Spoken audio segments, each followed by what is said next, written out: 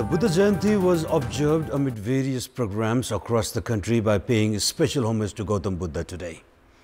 Special programs were also held at Lumbini, the birthplace of Gautam Buddha. In today's violence-ridden world, the teachings of Gautam Buddha hold immense significance, as the Buddha had urged the world community to follow the path of love, compassion and kindness to lead their life towards enlightenment. Good evening, I'm Amar Singh Pradhan and these are the headlines of the hour. Involvement of outsider nexus other than stakeholder ministry suspected in the fake Buddhist refugee scam. Parties engaged in cover acts despite criminalization of politics. Rashtriya Swatantra Party withdraws support extended to the Dahal government. Scenario demands another round of floor test for the Prime Minister. National coffers fleeced in the name of revamping public administration. Prime Minister Dahal gunning for the formation of a new commission by ignoring past suggestions. And table topper Jolakhel falter again, suffer 4-2 defeat at the hands of Kumultar. Himalayan Sherpa outclassed Nepal police 2-1.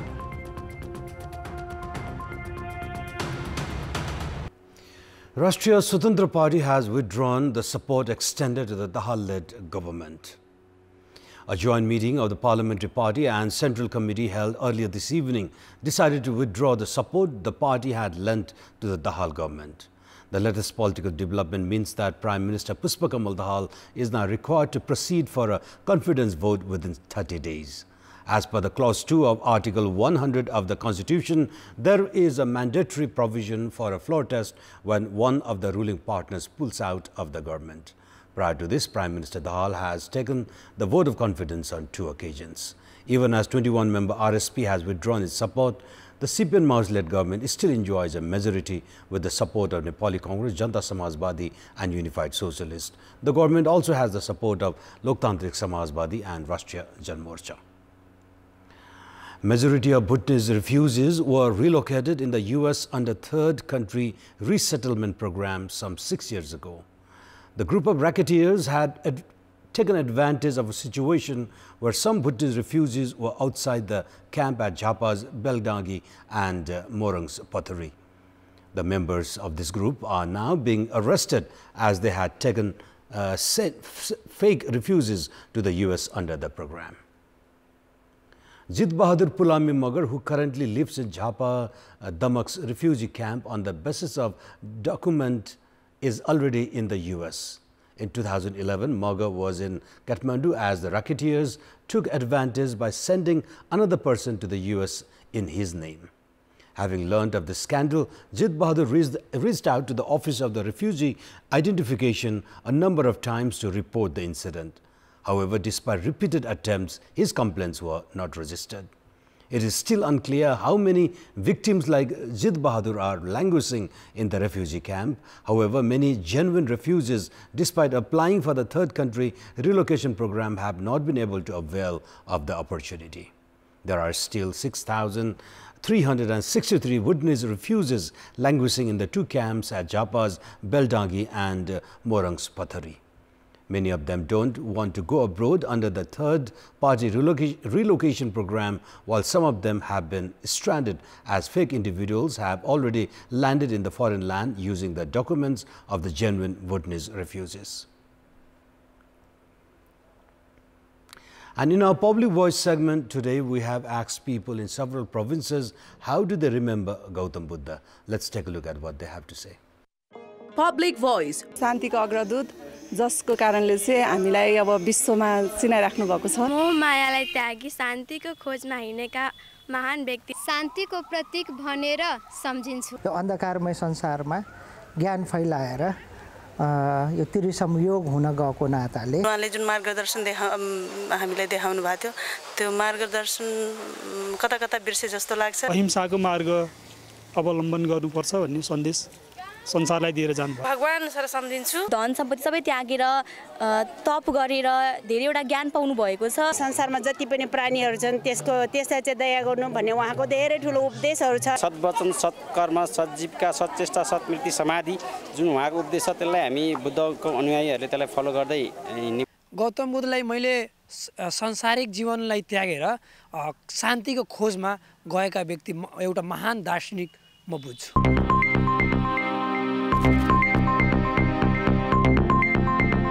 Four people have died near Fikal Bazaar of Ilam's Suryodaya municipality after being buried at a site where a residential house was being constructed.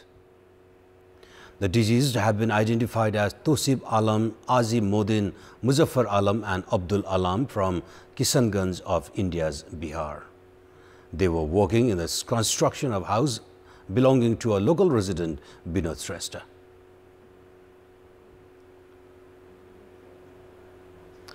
The government is doing legworks to form one more commission while it has yet to implement the recommendations made by existing commissions to improve its administration.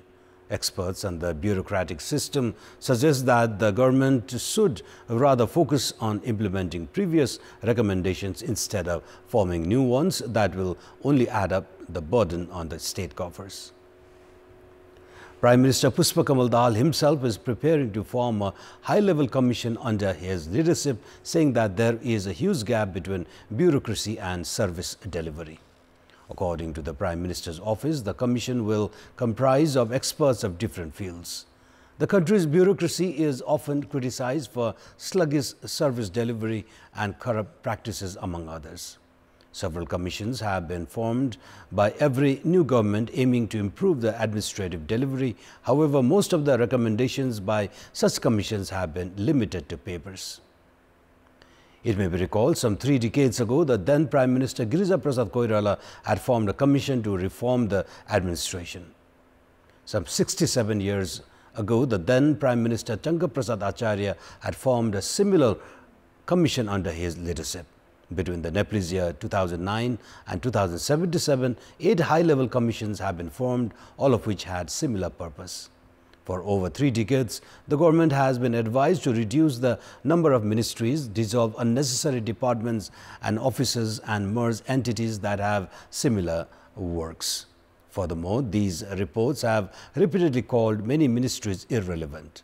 However, the trend of political parties at both the centre and provincial levels adding ministries to maintain the ruling equation has continued unabated. And now time for our segment Public Pulse, where it texts us with their opinion. Public Pulse. And your question is, why have provincial assemblies not been effective? And 22% of you voted for option A, impact of regular change in government. 17% voted for option B, no business from the government, and 61% voted for option C, imitating the federal parliament. And time for today's question. And the question is, why has the party failed to take action against its leader who has landed into controversy? The options are option A, criminalization of politics, option B, irresponsible government, and option C, lack of public pressure. The voting is on. Type in WS, select your option A, B or C and send it to 34001 to share opinion with us. And let's move on to international update.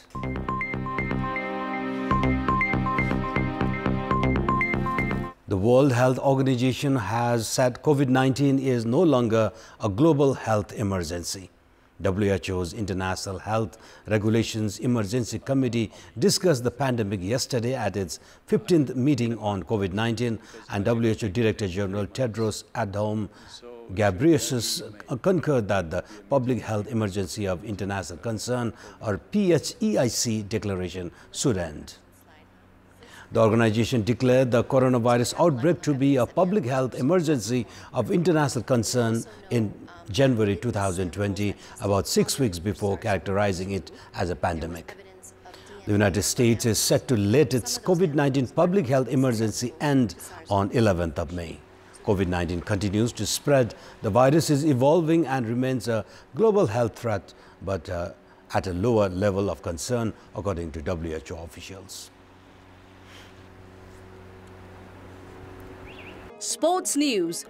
Table toppers Jolakhel Youth Club suffered a 4-2 defeat against Kumultar at the Martyrs Memorial A-Division League Football.